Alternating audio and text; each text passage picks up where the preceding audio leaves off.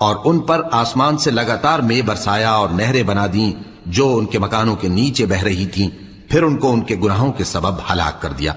اور ان کے بعد اور امتیں پیدا کر دیں۔ اور اے پیغمبر، اگر ہم تم پر کاغذ میں لکھی ہوئی کوئی تحریر نازل کرتے اور یہ اسے اپنے ہاتھوں سے ٹٹول بھی لیتے تو جو کافر ہیں وہ یہی کہہ دیتے کہ یہ تو صاف صاف جادو ہے،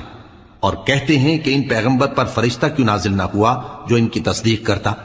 اور اگر ہم فرشتہ نازل کرتے تو کام ہی فیصل ہو جاتا، پھر انہیں مہلت بھی نہ دی جاتی۔